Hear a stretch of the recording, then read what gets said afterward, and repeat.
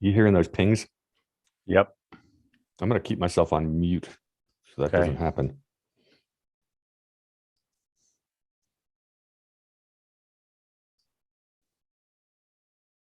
God.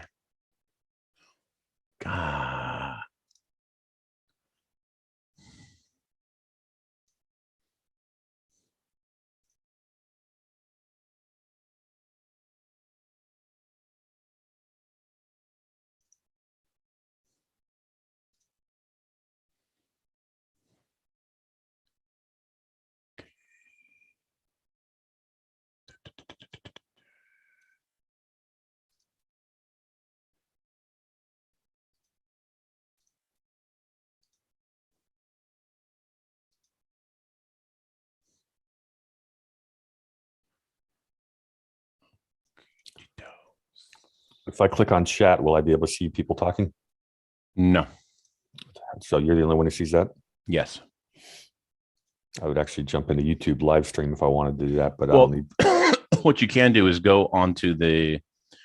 People can hear us, by the way. What you can do is you can go onto YouTube, onto the link. Yeah. And just monitor the chat that way. I might do that. I like seeing what people are saying. I do too. Okay. I'm still waiting on Doug. He's on his way. Okay.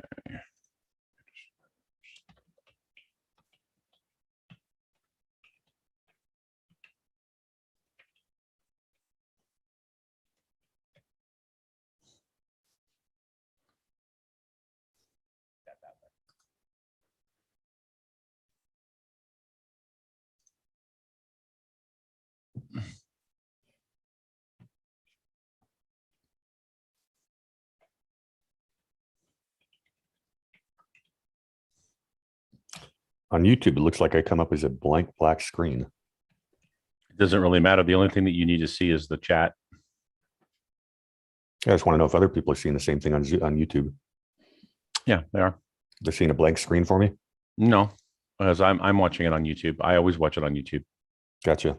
So you actually see the hamster icon. I see where it says blank where hamster. Yeah. You see a black image or you see the hamster image? I just see where it says blank war hamster. There's no war hamster image. Because there is one in the Zoom. What do I do about that? At this point, nothing. You're just going to have to be war hamster today. Yeah, I got a great little icon today too. It's a bummer. Yeah.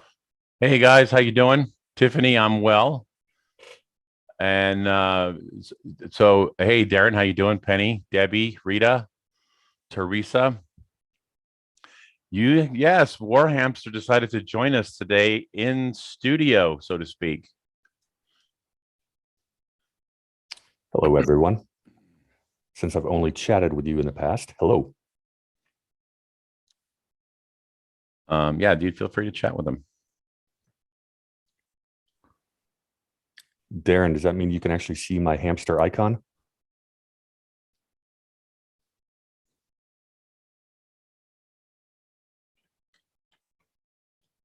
Excellent. It's just something on my end.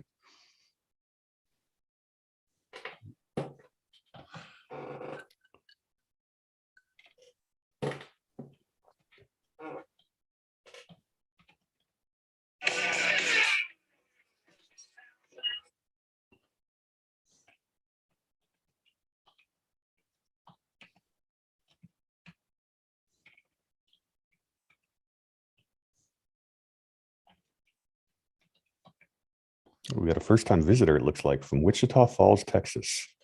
Wichita Falls. We know somebody new there.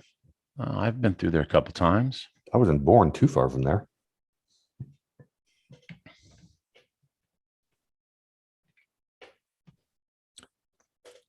My place of birth is a town that no one had ever heard of 10 years ago, and now everybody knows it.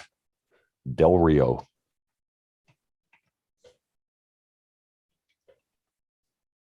Famous for all the wrong reasons. Why? Well, because that's where the big border crisis has been going on all year. Ah. Yeah, it became a giant cartel smuggling route.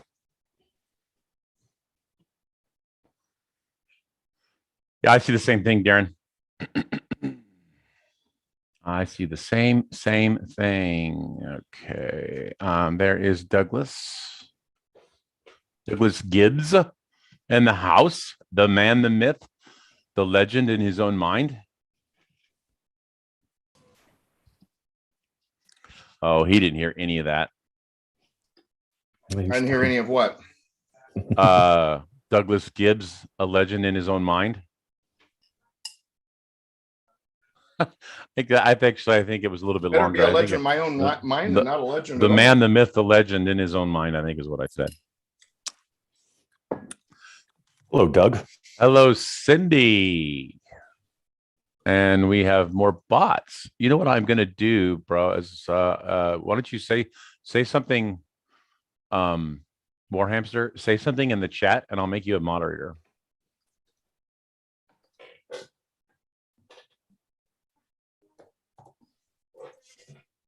There you go. Say something. Something. Hey, I'm just being obedient, following orders. Okay, so now you are now a moderator, so you should have the ability to remove and say things. And anyway, Is that like a right click and then delete, something like that? You Something have like them that, help yeah. out in the chat room, huh? Yeah. How are you today, Doug? Happy I'm New Year. doing well. Happy New Year, my friend. Hey, everybody. All right. So we're good to go. Douglas V. Gibbs. How's your mouth? I got to pull another tooth. Oh, you're not gonna have any left? Yeah, at this rate. Yeah, he said, well, no, you only have one left. the tooth that was next to the one they pulled fractured a week ago. The Hmm. fracture went all the way up into the root, so he can't even do a root canal. Ow. You know what? So- I don't want to, I hate to brag, and I mean this sincerely. I've never had a cavity. I never had a cavity until about 10 years ago. And then they just attacked me all at once. And the thing is, I'm a crazy flosser. I mean, I keep flossing my vehicle. I floss after every time I put food in my mouth. Yeah. I use those little ones. Yeah. I have these. Yeah, I have those too. Can you see them? Yeah. See them? I have these. I have like probably 10 bags in reserve. I've got one in my desk, one near my bed, one by the kitchen table, one in every car. Yeah. I have a bag in my I have a bag of those in my my computer carrying case, in my office, in the bathroom, and in my truck. Ron just held up an invisible bag. You got green screened. Yeah, then my green screen. Although I was able to extend my green screen, so now I won't have the problem where I have an edge on both sides showing. That's what I was working on when you jumped in, War Hamster. Good to be here. I'm sure there's folks in the chat room and listening live and listening later that would like us to get to what we're supposed to get to. Absolutely, let's do it. It's 3:04. Yeah. Somebody was late. Well, it's funny because when you go to the dentist, they don't. First of all, they don't have any consideration of your schedule. None whatsoever. That's for sure. But then after I was out of there, I was like, oh, I might have enough time to go to the store. That was my mistake. But anyway, so 3/4 of the groceries are sitting on the floor in bags, so not put away. Only put away the stuff that is cold. Yeah. But anyway, but it's good to be here. 5 o'clock today. When this is live, I know a lot of you listen to or watch this later. But 3 o'clock right now Pacific time on January 4th, at 5 o'clock January 4th Pacific time, I'm going to be a guest on a show called Educate for Life on kprz.com if you want to listen online. So those of you who are live, you're the only ones that can catch it. I'm sure there'll be a podcast later. And for those of you who are on my email list, I'll get that out there. But anyway, so we just restarted the Constitution. We're in the early stages of going back through it again. Now, for those of you who went through it before, I'm glad you're doing it again because is sometimes the first time you go through the Constitution, it's like being fed with a fire hose.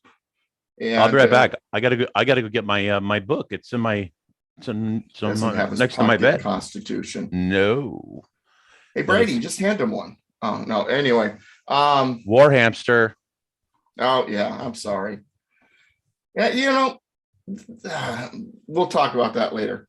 Anyway, Don't feel bad. Ron did it on our podcast yesterday. I did. I did. It was a struggle, I will admit. well, because what I'm looking at doesn't look like a war hamster. It looks like a very angry something that wants to kill me. It's a gerbil. I'm not sure it's a hamster. It's a gerbil. It's a gerbil. Okay. But anyway. Only reason I call it a gerbil is because that's what he absolutely despises. Well, we don't want to bring Richard Gere into the conversation. I was thinking the same thing. No one ever proved that was true today. But anyway, no, let's get back on target. Knowing what we know about Hollywood, though, that was probably tame. This is true. All right, so we have talked about the preamble, the legislative powers, separation of powers, and the 3/5 clause. And now we're going to get more into the procedures and the authorities of Congress, all of that. So where we left off was at the very end of Article 1, Section 2. Can I say something? Yes. Can I say something before we kind of really jump in, guys? Doug has one of his books is called The Basic Constitution. I don't know if that comes through.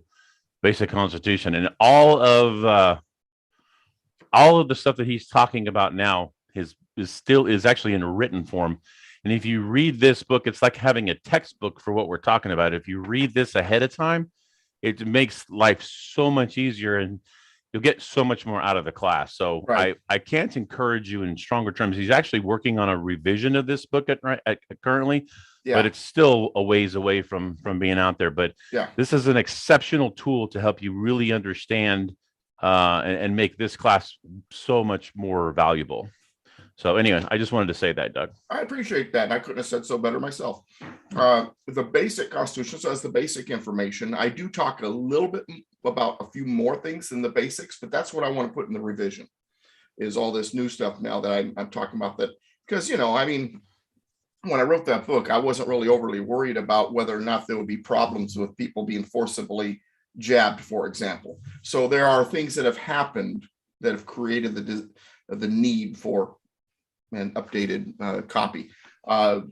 It'll be the second edition basically, and I plan to call it Basic Constitution XXL. But anyway, let's get back to what we're talking about. So we left off at the end of Article 1, Section 2. Article 1, Section 2, the second to last paragraph. So I'm going to start reading there, and then we'll continue from that. When vacancies happen in the representation from any state. Now remember, we're talking about the House of Representatives here. So Article 1, Section 2, House of Representatives, Article 1, Section 3, the U.S. Senate. So when it says when vacancies happen in the representation from any state, it's talking about the House of Representatives. The executive authority thereof shall issue writs of election to fill such vacancies. Another special election. The executive authority, the governor, is going to have writs of election, special election. He's going to present that we got to set it up and all that jazz. That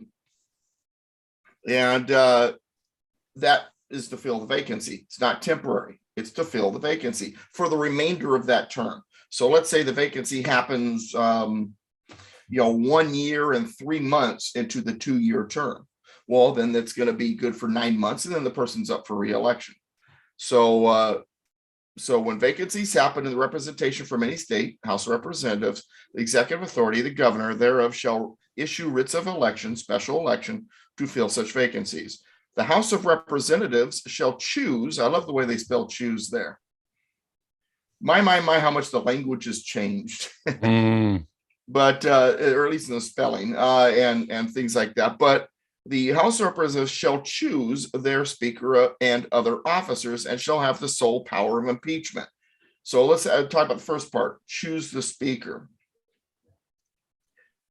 That typically is the person who is the highest ranking or longest serving member of the party that has the majority in the House. It does not say, though, anything about parties in the Constitution, which means if they want to choose a speaker that is not a Democrat or not a Republican, depending on who's the majority, they can do that. Or how about this? It says that they shall choose a speaker. It also does not say anything about that speaker having to be a member of the House. It just says they choose their speaker. So Donald Trump could be the Speaker of the House. Absolutely, he could. Interesting. You could be Speaker of the House, Warhamster. I'm overqualified, I think. I've got a room temperature IQ. Yeah. Warhamster's so smart that even Forrest Gump gets nervous when he's around him. So a lot of people don't realize this. It doesn't say anything about the person having to be a member of the House. Now, internal rules may have that, but from a constitutional standpoint, doesn't matter. All right. And it says, and other officers, and shall have the sole power of impeachment. What is the power of impeachment? The power of impeachment is to indict, to charge. The word impeachment does not mean remove from office. So when someone is impeached, it does not mean that they were necessarily removed. It means they were charged, they were indicted, but then it still has to go to trial. And in order to be removed from office, they have to be convicted. So an impeachment is a charge before trial, before conviction, before anything. It's just the charge, just the indictment. The House of Representatives has the sole power of impeachment. They have the power to charge. Now, remember last week when we were talking about the two houses of Congress, and we have a House of Representatives, we have a Senate. And originally, remember, the United States senators were not being voted in by the people. They were being appointed by the state legislatures. So when it comes to impeachment, you have two powers. You have the power to impeach, which is the people's house. The people are the ones who say, you know what, this dude's got to go. It's not the state's job. It's the people's job through the House of Representatives. Then once the people say, we don't like this guy, here's our charge.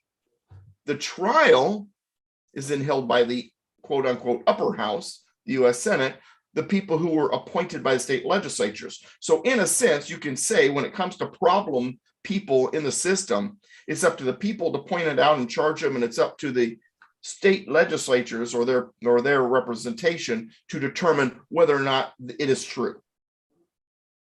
To hold the trial, to be the jury, to be the lawyers, the jury, and then the judges in the sense of determining what's going to happen to that person if they're convicted. In the case of the president, conviction invariably is always going to be removal from office because of something that we're going to read probably next week. Probably. I'm not sure where it's at the top of my head, but basically says that whenever there's it's high crimes and misdemeanors, bribery, treason, high crimes, or just misdemeanors, then the penalty has to be removal from office if you're high office like president. High crimes and misdemeanors, that includes everything because they hold high office, and a high crime is a crime by a high office holder. But anyway, but I wanted the point I want to get across here is it's the people that charge. It's the state legislatures that convict. And it's a separate power. The people are not involved per se with the conviction process in anything other than maybe presenting evidence. The people who are going to be involved in the process of the trial, the hearing, the Senate, they're not involved in the process of charging. It's separate. The people through the House of Representatives charge. The state legislatures through their senators hold the hearing and convict.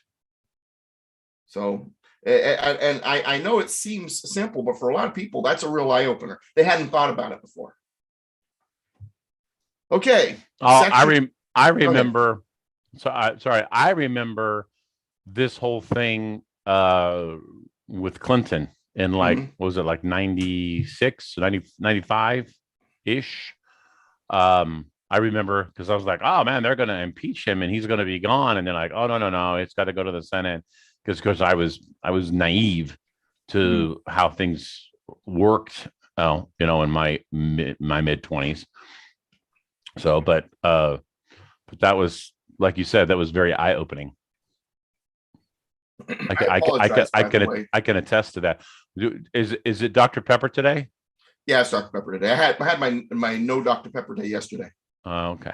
Yeah, I alternate what day it is. And I usually do it a couple times a week. See, people in the chat now know that it's Dr. Pepper. When you got up and left last week, you did something. And he's like, oh, he went to go get a Dr. Pepper. Yeah. That's what they said in the chat. Yeah, well, I'm a Dr. Pepper fiend, and so I actually have to hold myself back sometimes. I have a lot of bad habits when it comes to my diet, and so I actually, like yesterday, not only was yesterday a no Dr. Pepper day, yesterday was also a fasting day. I fast every once in a while just because it's good to clean the system out. Yeah. And you didn't keel over and die? No, I fast about once every 3 or 4 weeks. Okay. One day. And it's just, it cleans the system out. It gets your blood sugar levels down, all that jazz. Or at least I was supposed to fast until my friend called me at 8:00 last night. Says, hey man, you want to go get some pizza? Dang it, I'm not going to make it through the day. Wow. So I'm going to have a little bit of self-discipline. Fast day later on this week. You got to have a little self-discipline there, Doug. Now, I hadn't seen this friend in a long time. It was worth it.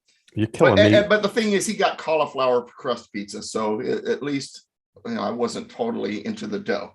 But anyway, all right, back to what we're doing here. Article 1, Section 3. Now, remember, Article 1, Section 2, House, Article 1, Section 3, the Senate. Now, we've already read a portion of Article 1, Section 3 last week when we were talking about the qualifications, number of senators, how long they serve office, all that. So I'm going to jump ahead past what we read last week. So let's go to the 1, 2, 3, fourth paragraph. Fourth paragraph, it begins the vice president. So find that in your pocket constitution or on your, if you go to douglasvgibbs.com/library, find historical documents, click that. U.S. Constitution is one of your choices. I'm really been doing a lot of work on the website and trying to make it easy to find stuff and give you lots of resources for all this stuff. But so if you don't have a Constitution, you can get one online. Just go to douglasvgibbs.com/library, hit the historical documents link, and then you'll find the link to the Constitution, and you'll have the whole Constitution right there on your screen. All right. So what reads next here in Article 1, Section 3, 1, 2, 3, fourth paragraph, the Vice President of the United States shall be President of the Senate, but shall have no vote unless they be equally divided. Well, if you have 2 senators per state, then no matter how many states there are, you're always going to have an even number of senators. Therefore, while maybe unlikely sometimes, or may seem unlikely, there are going to be those moments, it's been happening a lot of late, in which the Senate is evenly divided in their vote. 50-50, 49-49, whatever. Whenever they are evenly divided, the deciding vote then would be the Vice President of the United States. The Vice President of the United States is the President of the Senate. Now, as President of the Senate, the job of the Vice President originally was also to hold the meetings, to swing the gavel, to be the person in charge, to be the outside person that's the referee while they're all throwing eggs at each other or whatever. And then, if there's a tie, to vote to break the tie. When we think of vice presidents today, we don't think of vice presidents as being someone who really has much to do. The vice president's really supposed to just do what the president says and agree with the president and cackle, I think is pretty much the entire job description of late. But the vice president really is supposed to be very involved. The vice president is the executive branch's voice in the legislative process. Think about that for a second. Because you have the people in the House, you have the states in the Senate, and then you have the executive branch through the president of the Senate. So you have 3 voices in the legislative process. Because remember, we don't want this system where everything's the same. We want to have debate. We want differences of opinion because debate equals liberty. So Doug, in the Go show, ahead. in the show, John Adams, they portrayed John Adams in his role as a VP as being immensely bored and useless. And I think they made comments to that. How historically accurate was that? It's not very historically accurate. He was very involved. But see, the problem is Hollywood and most people nowadays, because this is the way it's been with vice presidents now for the last, I don't know, 100 years or so. That's all. It's all like, you know, it's like talking to someone who knows nothing about the military, and then they start treating the Navy like it's, you know, serving on the Love Boat. They've not seen beyond what really goes on. All they know is what they see on the surface, what other people have told them. And be honest with you, as a Navy veteran, I can attest to this. I believe that that sailors, when they're out to sea, not necessarily when they're in port, but when they're out to sea, it's the hardest working branch of the military. But most people don't see that. They don't know that. So they make their assumptions. Well, same thing with vice president. You make your assumptions because you didn't see him working hard. And nowadays, all you hear and all you see is, you know, cackle and yes, Mr. Biden, probably, maybe, I don't know, maybe he's as a yes, as a Miss Navy Harris, guy, I'm going to respectfully disagree, because there are some jobs in the Navy that are very easy, very skate, as we used to call it. You remember skate? And then there were some jobs. It was called the supply department. Yeah, and there was jobs that were much more difficult. But The thing is, though, just because someone had a job doesn't mean that's all they did. I mean, because when you're in the Navy, your rate is not who you are first. First, you're a sailor. Okay, I was an airman. Oh, well, then you don't count. I was, I was a personnelman, so I handled service records, but out to sea, I was also a sailor because I was in operations. So I did underway watches when I was, you know, E3 and under, just right there with the deck seaman, same stuff. What did you do? What do you mean? Well, we could talk about that later. I did underway watches. I was on the flight deck when helicopters came in and out. I was a 1MC operator in that case. I was very involved in damage control. So general quarters, I worked with a damage control officer. So I did more than just how big was your ship? The first one was what was ship's company? How many were ship's company? I think it was like 365. I think. Yeah. Okay. So we had totally different experiences. Our ship's company on the battleship was like 1,000, and ship's company on the Peleliu was like 900. Yeah. So well, your carriers and your battleships, the crews are so big that there's enough personnel. Yeah. But see, on something like I was on these little tin cans that floated like a cork in the water. Especially my second one, the LST. You didn't even probably experience much of the rocking much as like we did. But we were in the fact is you got more jobs than personnel on these smaller ships. So I was averaging 2 hours of sleep a night. Oh, Devil Dog is in the house. Devil Dog's in the house. All right. So you gotta have somebody to get these sailors back on a course. All right. Hey, Doug, I got a question for you. Let me give you a question real quick. Okay. Since we're talking about the 50-50 tie. If you remember last year in class, we were talking about, what would happen if the election were decertified, what have you, and how we could actually get a scenario with a President Trump and a Vice President Harris. Do you want to walk through that a little bit? I think that's pretty entertaining. The question was, if the vice president's gone and there's a vacancy, the Constitution says is that the president then nominates a replacement. Then it has to go through both houses of Congress, right? Well, what if the Senate ties? What if the Senate can't decide and you don't have a vice president to break the tie? Then you don't get a vice president, right? We get 1800 all over again, right? They revote until the actual vice president casts the vote. No, they'd be vacant. But there is no vice president if there's a vacancy. If the vice president is gone, there's a vacancy. Let's say they die or they become president because the president died. Now there's no vice president. Whatever. There's no vice president to break Speaker of the House, break the tie. Speaker of the House. No, because the House already did their voting. Well, Doug, does the House vote at all for VP? When it comes to replacing the vice president, yes. When it comes to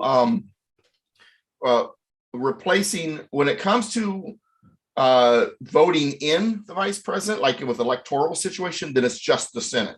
But if you read the 12th Amendment, if there's a vacancy for other reasons other than the electoral college, then it's the person's nominated by the president and both houses vote.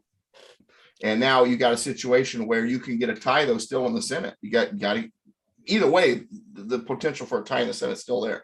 And there's no vice president to break that tie. What happens? They keep voting and keep voting and keep voting until they replace the vice president. But there has been a number of times in history. Matter of fact, I did some research on this. I don't have all the names where there's no vice president. It didn't happen before the 12th Amendment, especially because before the 12th Amendment, it wasn't really a requirement to replace the vice president. But the 12th Amendment says that the vice president shall be through the nomination process. But there's times in history you could go back and you can see there was no vice president for a year or two or three. I'm going to post a link in the chat, but I believe that vacancies of greater than 3 months and some as long as 4 years, there's been 16 or 17 of them in our history. Yeah. It's I'll put that link in the chat right now. You know, and it's funny because I had not looked up that until you brought that up, because I had known that there had been times there wasn't a vice president, but I didn't think it was that long.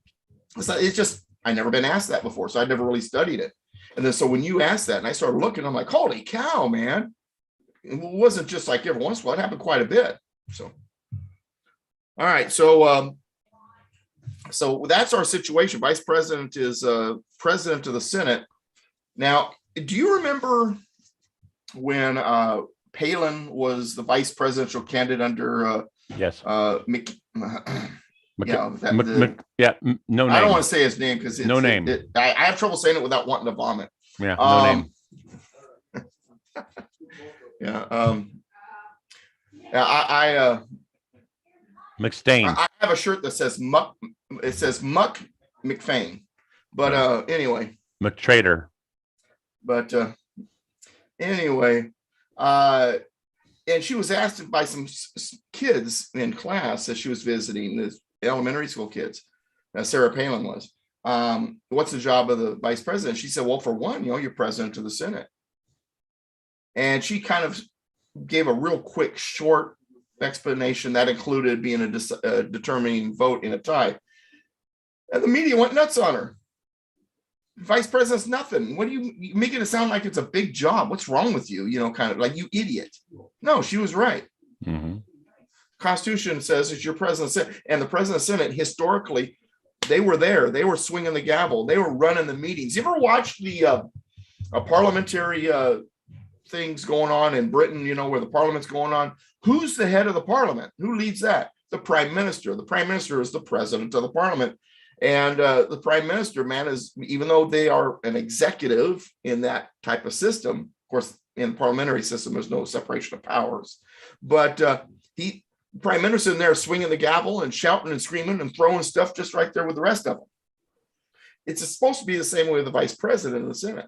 Can I ask? Supposed to be actively involved. Can I ask a question that's sure not? It's unrelated, but it made me think of something. Not that I really want to go down a rabbit hole, but can you just give like a 30-second synopsis of the difference between the House of Commons and the House of Lords, and how that's similar to the House of Representatives and the Senate? House of Lords is the upper house. The House of Commons is the lower house. The House of Commons is the average people. They're voted in by the people, and the House of Lords is populated by the nobles, the people who have a lineage that gives them that power or place in society. And in a sense, it's very similar to our system, that the two houses do have some different duties, and because of the structure of the system and because of their position in society. Now, when it came to creating our system, we wanted to have an upper house and lower house because we understood that it's important to have a bicameral legislature that has two houses that are different from each other. Right. We saw it in Britain. Mm-hmm. You don't have just rubber stamping going on, that there's debate between the two. They're looking at things from a different point of view. Roman Republic, exact same thing. You had the assembly and you had the Senate. The assembly were the people, the peasants, and the assembly was the wealthy and the powerful. And in the Roman Republic, what's one of the differences in the powers between the two was that only the assembly could propose law. The Roman Senate could not propose law. They were just there to give basically a second okay on it. Mm-hmm. But you want the houses to be different. That was done on purpose, and they modeled it loosely on the British Parliament. Now, the thing about a parliamentary system, though, is parliamentary system, while it's similar to ours, it's not the same. It doesn't have a separation of powers. The judges can get involved in legislation. Legislators can kind of hold hands with the judges, and the executive is also president of the parliament. He's the highest ranking parliamentarian. Does the prime minister come from either House of Commons or House of Lords, or is the prime minister exclusively from House of Commons? I don't recall off the top of my head. I've read it, okay. And I just don't know the answer at the moment. It doesn't matter. But I do know that they are the highest ranking parliament member, and they are just as active. They have legislative power. They vote the whole bit, even though they're also the lead executive of the government. Gotcha. Okay. And and once again, there's no separation of powers there. The idea of separation of powers with our system is each branch does its own thing. That's why the vice president being president of the Senate is kind of interesting thing, because it's the only way that the executive branch really has any say in when it comes to the lawmaking process, aside from the president signing or vetoing. But it does give the executive branch to debate, be a part of it, and guide the process in the Senate. Real quick, I looked it up. The British Prime Minister is not directly elected. Instead, he is appointed by the Queen after the general election. The leader of the party that secures the most seats in the House of Commons automatically becomes Prime Minister and subsequently forms the government. I'd heard that they weren't voted in. I didn't understand the process. Thank you for that. Anyway, I don't study their system. Enough about their study crap. Ours. Let's get back to ours.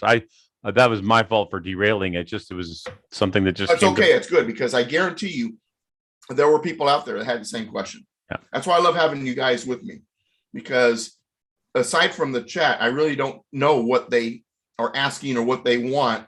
And there might be someone that's watching this a year from now, and they're going, "Gosh, I wonder how the Parliament." Oh, I'm glad he asked that. So don't apologize. I'm glad you did. All right. Let's move on. After the vice president of the United States shall be president of the Senate and shall have no vote unless they be equally divided. Then it says, the Senate shall choose their other officers and also a president pro tempore in the absence of the vice president, or when he shall exercise the office of president of the United States. So they have their other officers, just like the House does, and they're voting for their own people, and also a president pro tempore in the absence of the vice president. And the way it's worded, and I've always felt this way, there is no president pro tempore unless the president is unable to be there. Now it's like this automatic office that they vote in, just like the speaker. Why? Because the vice president's not normally there. So, right? But the way this is worded, in the absence of the vice president, it's like, we don't expect the vice president to be absent very much, but if they are, we'll have this president pro tempore. So it really, to me, the way this is worded, it just screams back at us, the vice president is supposed to be very involved in the U.S. Senate. So Senate shall choose their officers and also a president pro tempore in the absence of the vice president, or when he shall exercise the office of president of the United States. Then it says the Senate shall have the sole power to try all impeachments. Remember, we were talking about that earlier.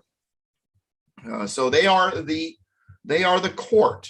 It doesn't go to judges. It doesn't go to a court system. It goes to the Senate. However, there's some caveats here. So let's read on. Senate shall have the sole power to try all impeachments. Sole power. Notice they put the word sole power. It can't go anywhere else. Only the Senate could try impeachments. They can't say, well, I'd rather it be the Supreme Court. Okay, no, can't do that. Different type of soul power. I'm sorry, I couldn't resist. Uh, I I just still argue that soul food is not soul food. It's Southern cooking just by another name. Okay. So Senate shall have the sole power to try all impeachments. When sitting for that purpose, they shall be on oath or affirmation. In other words, no matter what's going on, even if it's this trial, you're still under the oath of the Constitution. You're still under that. It doesn't stop because it's a different process than what you're normally handling. You can't say, oh, well, I took my oath to the Constitution for being a senator, not for this junk. No, your affirmation or oath holds for this too. When the President of the United States is tried, the Chief Justice shall preside. Well, yeah, because see, the President of the Senate would preside normally. But, if the President is up for impeachment, why, there's kind of a conflict of interest there, isn't there? And so therefore, Vice President, President of the Senate is not going to preside over the Senate during a trial when it comes to a presidential impeachment. That's going to be the Chief Justice of the Supreme Court. And no person shall be convicted without a concurrence of 2/3 of the members present. It takes 2/3. So it's not just a simple majority. If you're going to try, it's funny because in a jury trial, it's got to be unanimous. But here, the president, it's 2/3. So it doesn't have to be unanimous, but it's still a tough number to reach. 2/3. They didn't want it to be easy. They didn't want it to be willy-nilly. They didn't want us throwing out presidents just for any old darn reason, as long as the majority party has enough and they can just get rid of them. They wanted to make sure that the number was high enough that likely members of other groups that may not, because parties didn't exist yet here, but other factions, other belief systems that may not necessarily agree with those that are wanting to impeach the president normally would be on board too. So 2/3, it takes 2/3. It's a big number. All right, judgment in cases of impeachment shall not extend further than to removal from office and disqualification to hold and enjoy any office or of honor. What it's saying is this is not a criminal trial. We're not going to throw the person in jail. The biggest punishment is to throw them out. Once they're thrown out, now they're a civilian. Now you can hit them with the criminal stuff. This is not a criminal trial. This is an impeachment trial, and it's only for political purposes on whether or not this person can still hold office. So the judgment in case of impeachment shall not extend further than to removal from office and disqualification to hold or enjoy any office of honor, trust, or profit under the United States. So in other words, once you get impeached, you can't say, oh, I'll just run again next time. Once you're impeached and convicted, and you're gone because of conviction of impeachment, you can't run for office anymore, any office. So it's like having a felony. Sort of. That never goes away. Right. But the party convicted shall nevertheless be liable and subject to indictment, trial, judgment, and punishment according to the law. In other words, what I just said earlier about once they're out of office, and if there was criminal activity, now they can be hit with the criminal courts. Now is when the orange jumpsuit suddenly comes into play, so to speak. Okay, but the purpose of the Senate hearing the impeachment is not for that criminality. It's to decide whether or not they can stay. It's a political thing, whether or not they can stay in office, whether or not they can continue to serve the people. The crimes they committed, that's for a different court. That's for the criminal court. Because remember, we have a separation of powers here. Right. The Senate, they're a bunch of legislators. They're not judges and lawyers. The criminal part of it has to be the court part of government, separation of powers. Should we tell that to the January 6th commission? Yeah, no kidding. Talk about abuse of power. Well, not only abuse of power with that, but also Article 1, Section 9 says there shall be no bill of attainders. In other words, the legislature is not supposed to act in any way judicially. Bill of attainder is to use legislation to charge, convict, and give punishment to. They're trying And that's really. exactly what they're trying to do through this.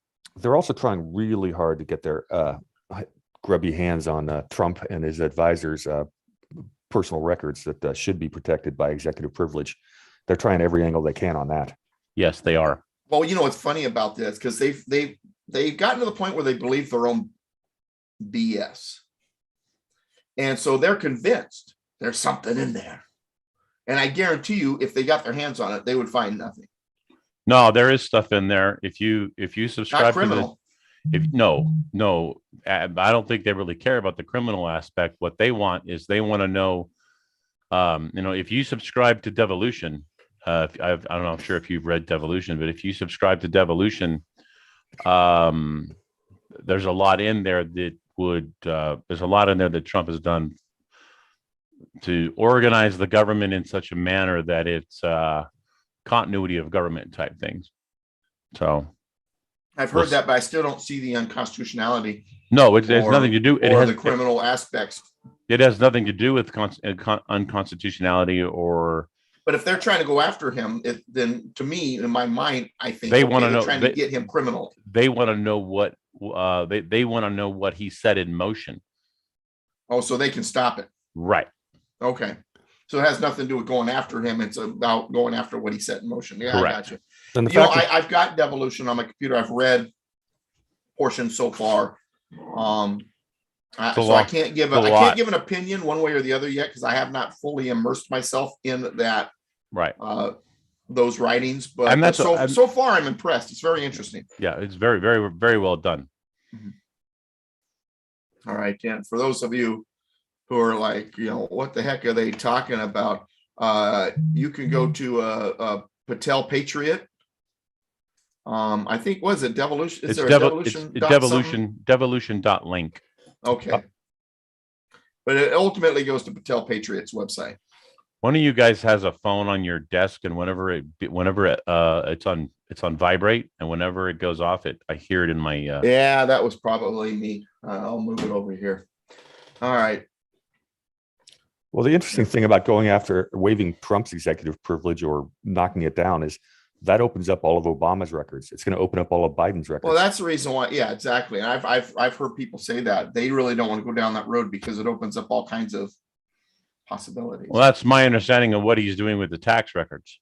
That ultimately he's going to release them, but then as a release, if that ever comes to pass, if he does release it, then what it's going to do is it's going to open up all the records of everybody in Congress, and they really don't want that. They think they want that to expose him, but he don't realize that that's a double-edged sword. Yeah. Okay. I apologize to you, by the way, who are watching. You see me grab something every once in a while. I haven't eaten yet today, so I'm like snacking as we talk. So I apologize if that bothers you. All right. Let's continue. Section 4. This is important stuff. I was hoping we would get this today. And there's just right here at the beginning, there's a number of things that we talked about. So Article 1, Section 4, the times, places, and manner of holding elections for senators and representatives shall be prescribed in each state by the legislature thereof. So first, the federal elections of the House and the Senate are to be prescribed by the states, state legislatures. Well, the election of the senators is what? Appointment by the state legislature. So, and then when it comes to the House, the manners and procedures are based on each state, how they do it with the districts, how they determine their districts and the whole bit. Notice it doesn't say anything about the presidential election. Reason why is because the election was very different, and it's already explained in the Constitution in Article 2, which is it's by electors. Electors are appointed by the state legislatures, and then they do the voting process, and the whole process for the presidential election then is given in Article 2. It is separate from this. So, but this is the clause that people use to say, oh, well, see, the states, they run the federal elections, but Congress may, as what it says next, but the Congress may at any time by law make or alter such regulations. In other words, if they believe that the state's election rules are not right, they're tyrannical, whatever, then the Congress can use legislation to correct that. That was the idea. There was actually a lot of people who were very upset about that. They didn't want the Congress to have any say in the elections. It should be totally up to the states. But there was a fear that the states might act tyrannical when it came to elections. So you always have to have a second backup, check and balance. Mm. All right. Then it says something very fascinating. Except as to the places of choosing senators. Let me read the whole thing again so you get the full context. And then let me zero in on this. The times, places, and manner of holding elections for senators and representatives shall be prescribed in each state by the legislature thereof. But the Congress may at any time by law make or alter such regulations, except as the places of choosing senators. Congress cannot make anything about the place of choosing senators. What is the place of choosing senators? State legislature appointing the senators.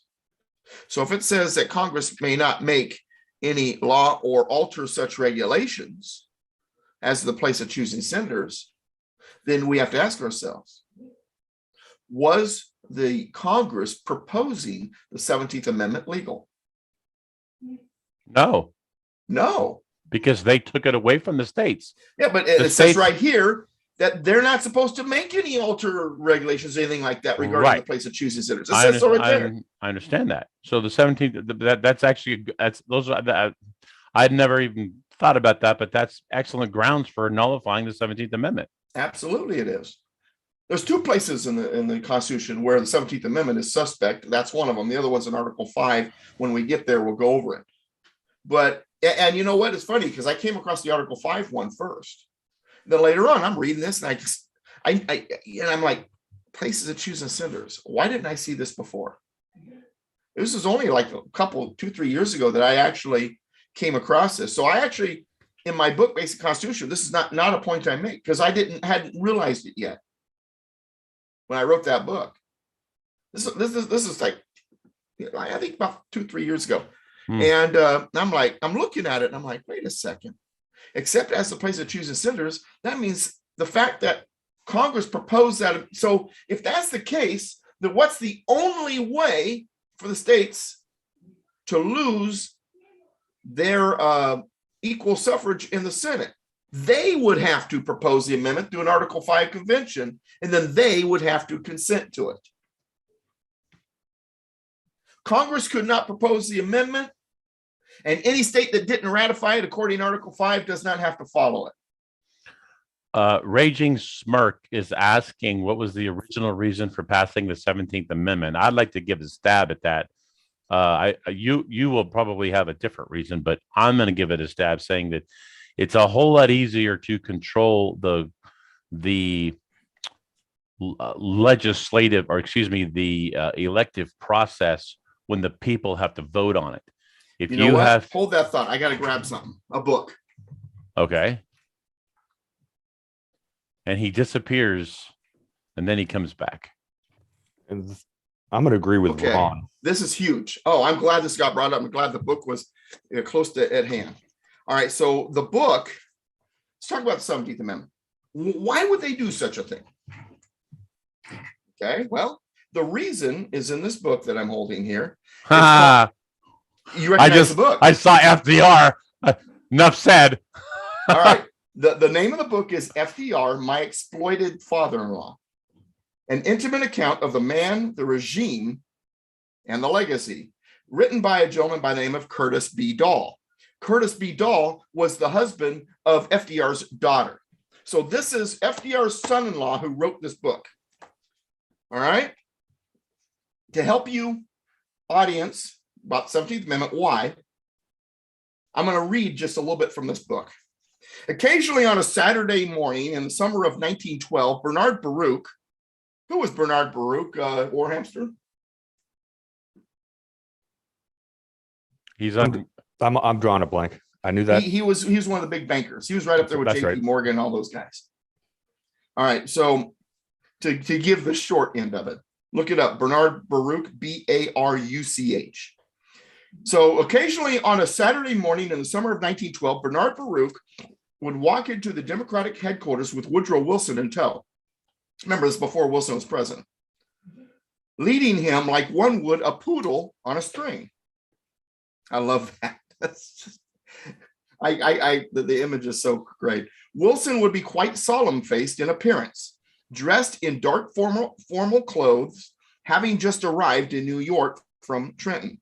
According to my friend, Wilson would be given his special indoctrination course in politics by several of the top advisors assembled there. The course consisted chiefly of outlining to him and his agreeing to, in principle to, 1, aiding and pushing the projected Federal Reserve Bank legislation through Congress when Paul Warburg approved the final draft on the proposed act that he was then being worked on by him. Aiding in changing the method of electing the U.S. senators. Here's our 17th Amendment. By establishing a direct vote of the people, which provided more control over the Senate by the professional politicians. I'll stop there. So yes, exactly. You're right, Mr. Partain. Yeah. And someone who was connected wrote this back. This book, the son-in-law of FDR, was published in 1968. Alicia says, am I the only one getting pissed off? The more I learn. And Alicia, I actually give out a warning before my classes about that. Go ahead. Exactly. I would highly encourage all of you to seek out the document Silent Weapons for Quiet Wars. Silent Weapons for Quiet Wars. If you've never read it, go on Rumble or BitChute. You're not going to find it on YouTube. Go on Rumble or BitChute and find it, and find somebody who reads it. It will. If you think you're mad now, wait till you see that document. And it's a document, but there's a documentary on the document, is there not? I believe so. Okay. But it is because I've seen it. I've read the document and I've seen parts of the documentary done on it. It'll make your blood boil. Now, who was it that said this in the chat room? Alicia. Alicia, let me speak to you directly, Alicia. The rest of you can listen in on the conversation. This is me and Alicia. Alicia, I get it. At 90% of the time when I teach these classes, I have at least half the class come up to me at any point during and say, you know what? As I learn this stuff, I'm really getting ticked. This is really ticking me off because I'm realizing as bad as I thought it was, it's worse. And you're right. Well, and the one thing that I didn't tell you is that she ended that with, man, we've really been asleep, ! Absolutely, we've been asleep. And that was why I let in with the Silent Weapons for Quiet Wars, because that was Silent Weapons for Quiet Wars was essentially their manner or what they were going to do to keep us distracted and asleep and in perpetual slavery. Yeah, that's part of the difficulty is we keep searching for a single solution. Correct. There are so many factors and so many things that need to be done that it's a very complex thing. But get back to what I was going to say, and then Warhamster, I'll let you speak. But when I first start my classes, my live classes that I do out here in Southern California, day one, I tell the audience, I want to warn you, as you learn the Constitution, something's going to happen. As you become more informed, you're going to become angry. I don't teach you this to make you angry. I teach you this so that you know the way it's supposed to be, so that when you have that anger, you know how to direct it. So what I was going to say is another way of describing the 17th Amendment. We always talk about checks and balances. Prior to the 17th, you had the executive branch was represented by the president.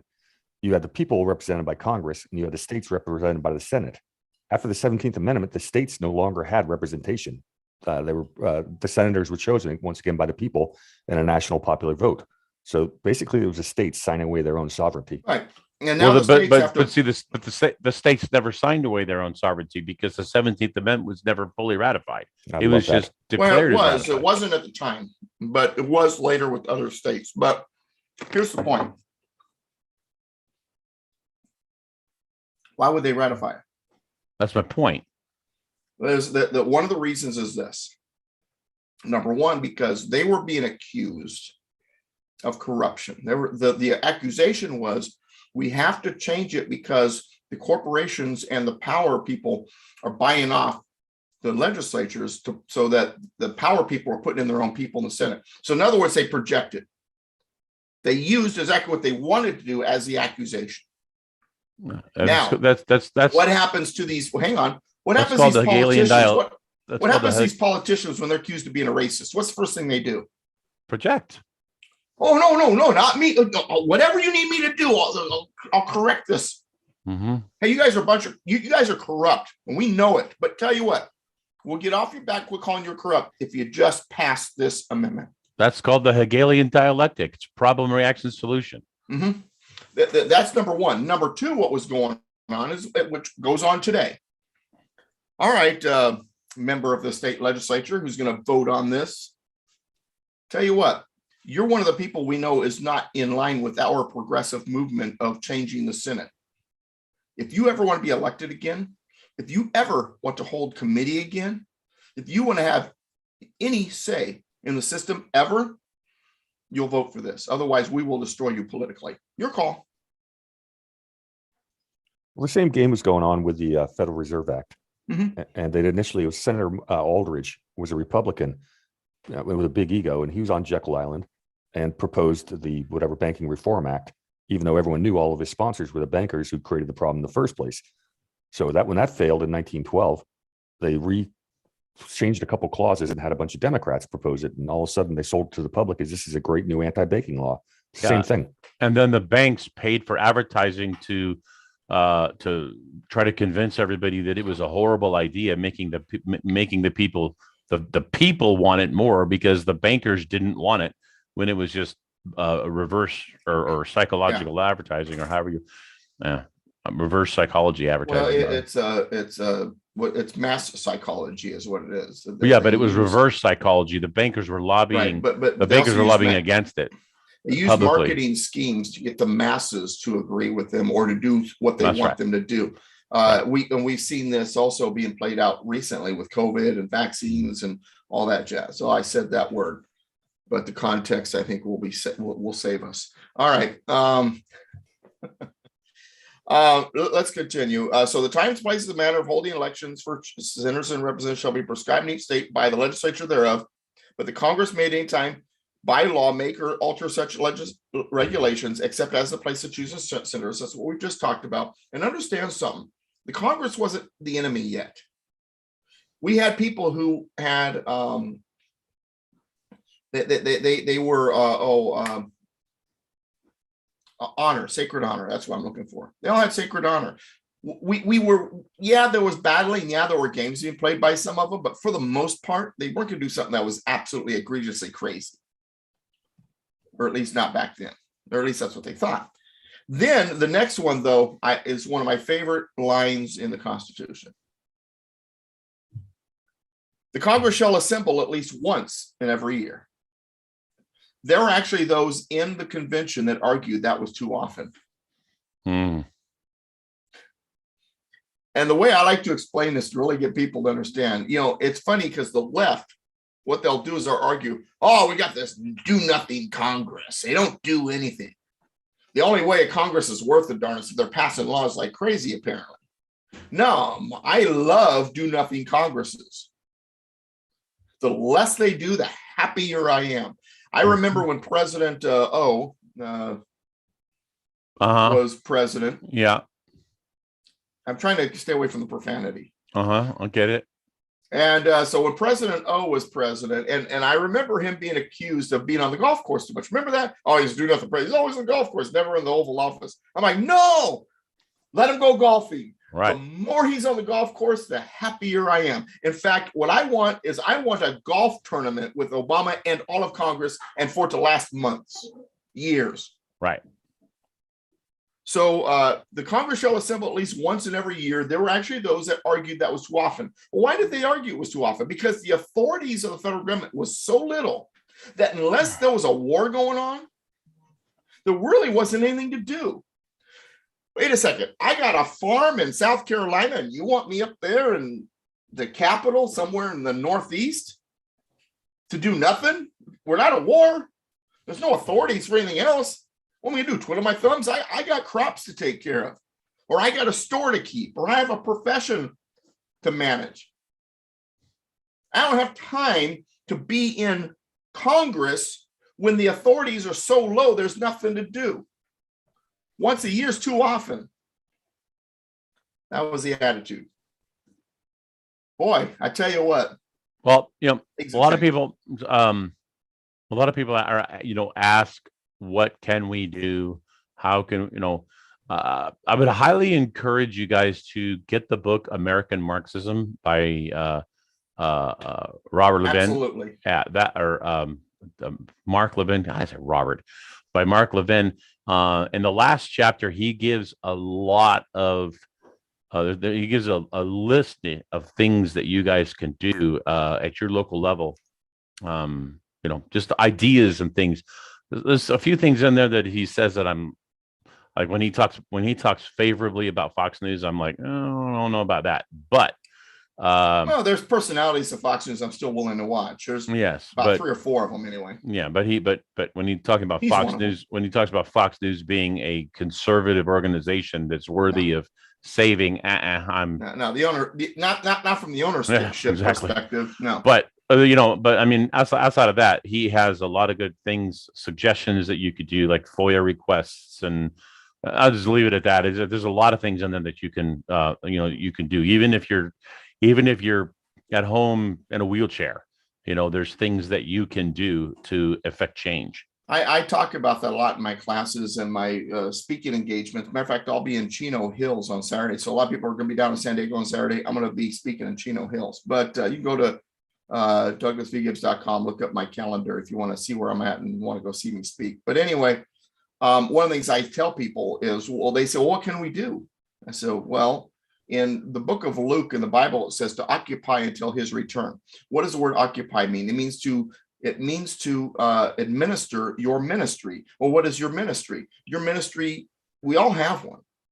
It might be that we are the rock in our family. It might be that we're the person at church that everybody comes to after the service over to talk about what's going on in the world. It might be that we are this great phone call person for our local patriot group. It might be, man, we make the city council nervous because we show up to all the city council meetings. Whatever it is you do more of it. And organize with other people that are like-minded while you're doing it, so that you can maybe do more or influence what they're doing. Let me touch on that, Doug. Okay. The reason I want to touch on that is because Warhamster and I, along with Dan Radio Style and Alpha, we did a show. We're doing a show on Monday nights, and last Monday night, the question was posed. It was the end. It was the last show of 2021, and I said 2021 was a great year, and there were people like, "Wow, what?" I think it was Alpha. Was like, "What do you mean 2021 was a great year?" And I said, I met some of the greatest people in my life that I have as brothers in arms in this struggle in the year 2021. Because more people woke up in the year 2021 than in all previous years combined, in my humble opinion. I've been red-pilled since 2003, 2002, 2003, whatever. And, it was long and lonely years, and I've met a lot of really quality people, and I know the audience has as well. You've met people that you have in your life now. You're like, man, how did I get to this point in my life without you? And now you have lifelong friends as we continue in the struggle. Brothers in arms. And Alicia, the thing that you can do, the most is talk to people and share some of this stuff. Share these Constitution classes with people. When people see this, they're like, what? Is that right? And then and I tell everybody, don't ever take my word for anything. Go read it yourself. You could buy these for, I don't know where you get them on Amazon. I buy them by the bulk. I get them for you about could buy 40 these. cents a They're piece. super cheap. A buck a piece if you buy just one. You could read the Constitution for free on the internet. Read the Constitution yourself. It was literally written for the layperson to understand. Yep. That's the whole point. And we don't need lawyers to interpret the Constitution for us. And when people read the Constitution, you're like, you come to the same conclusion you did, Alicia. You're like, you're pissed off. So anyway, I wanted to say that. And what what's amazing about it too is it's not a very fat book. Right. I remember I had and I know we're after 4:00, but I'll wrap it up with this. I had a booth I shared with two other gentlemen at the USC book fair. USC Trojans, University of Southern California. That's right. We were in the belly of the beast. One side of our booth was mysticism and you, black magic in today's society, and some artists who did like dragons and mystical stuff. On the other side, our left, of course, to our left, was Communist Party USA, the Democratic Socialists of America, and then at the end, I love this, Atheists United. That's right, they were united over nothing. And of those 7 booths that were in a row together in that particular portion of this book fair, who do you think had the longest line? Yours? That's right, us truly. I gave out over 400 pocket constitutions that weekend. I sold a bunch of books. It was so expensive, we broke even. We didn't make any money. It was so expensive to have a booth, but it was worth it. And the people who, when I gave them this pocket constitution and they held it in their hand and it meant the most to them, had an accent because they were from somewhere else. They came to this country because of that constitution. They're like, well, for how much money? And I said, no, it's yours, my gift. And they treated it like it was this bar of gold or this delicate piece of something that needs to be protected. Mm-hmm. They understand because they've seen tyranny from where they were from. We don't sometimes. And so getting back to what she said, hang on, about us being asleep. People ask me, well, Doug, who caused this? How this happened? I said, look in the mirror. We let it happen. We allowed it to happen because you're right. We have been asleep at the wheel. We have stopped being informed. We have stopped doing the things it takes to maintain our system. Your car won't run forever if you never change the oil. Actually, Doug, I agree with what you're saying, but I'm going to elaborate on that. We have the system has literally flipped itself on its head and it is now demeaning people who are talking about the Constitution.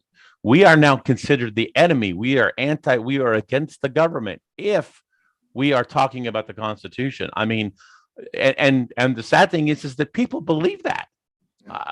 I tell people I'm not anti-government. I'm anti-unconstitutional government. Right. Well, and when people say, "Well, then you're just one of those Republicans," no, I'm a constitutionalist first. You understand the premise of what I'm getting at. The system has brainwashed people to the point where we who want the government that our founding fathers gave us, we are the enemy. And well, it's easy to understand why, because the people that are now in charge, they want to maintain their power, and they can't have power. The people that are in charge, these people, the enemy, these were exactly the people the founding fathers were trying to protect us from with the way they wrote this. Mm-hmm. And we've allowed the mechanisms that make up our system to be destroyed by these people. Right. And it's going to be hard to get back because part of our problem is now we're no longer fighting on a liberty front. We're fighting in their stadium. Well, they've dismantled our part of it. In American Marxism, it was a line that he said, and I'm gonna bastardize it, but he said they are using the liberty that the government, the Constitution gives to take it away from us. In a sense, yeah. Yes. They're using the principles against us. Mm-hmm. Yeah. Well, because what they've done is, I'll see. I'm going to get biblical on you guys again. They are deceivers. That's what they do. They take a little bit of truth and then they turn it into deception. That's correct. Who does that sound like? A guy by the name of Lucifer? Yeah. They are in league with the devil in a sense. Oh, they are. Doug just said they're a bunch of Satanists. That's not what I said. But it's really the same. It's the same game plan. It's the exact same game plan they've been using all along. This is what tyranny does. Well, it's the I'll same say stuff. It's deception. I'll say they may not be Satanists themselves, but the people who fund them are. Yeah. All right. Well, but anyway, that's if we a don't have topic a for another day. Society, we're not capable of our freedom. Okay. So, Congress shall assemble at least once in every year, and such meeting shall be on the first Monday in December, unless they shall by law appoint a different day. Now it's January. At one point it was March, but and then when it says unless by law they shall appoint a different day, if the date falls on something that else is going on, they can always change it to meet on a different day. I'm going to stop there. Article 1, Section 5. So we'll come back next week. Yeah. Okay. So we'll do basically class 5 part 2 next week. Yeah. We'll finish up 5 and 6. Okay. Yeah, we'll get 5, 6, and probably even into 7. Okay. And I don't want to start 8 though, because eight's a long one. It'll take a couple weeks on its own, and it kind of needs to stand apart from the rest of them. So we'll do 5, 6, and 7 sections in Article 1. Excellent. Well, Doug, you want to tell everybody how they can find you?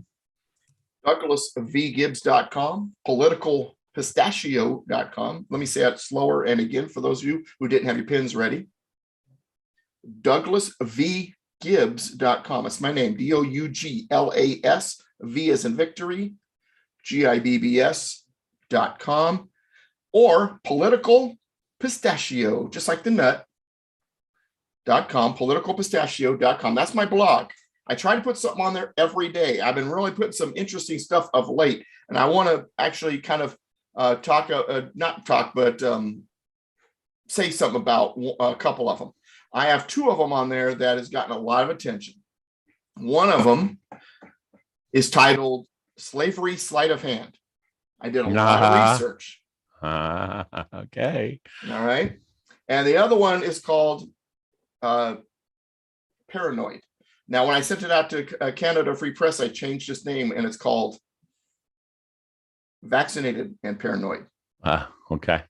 All right. And so you can find it either at Canada Free Press. That one is either at Canada Free Press or Political Pistachio. The Slavery Sleight of Hand, I can't remember if I put it on Canada Free Press. If I haven't, I'm going to. But what I did was I really got deep into the numbers. I found a database that PBS and a lot of the lefties say is accurate. It's as accurate as you can get when it comes to the database on how many slaves came into the United States and all that. You ever heard of the 1619 Project? Oh, yeah. You want to know how many slaves that database says came into this area? What was the original 13 in 1619? 0. How about 1620? 0. 1621? 0. Huh.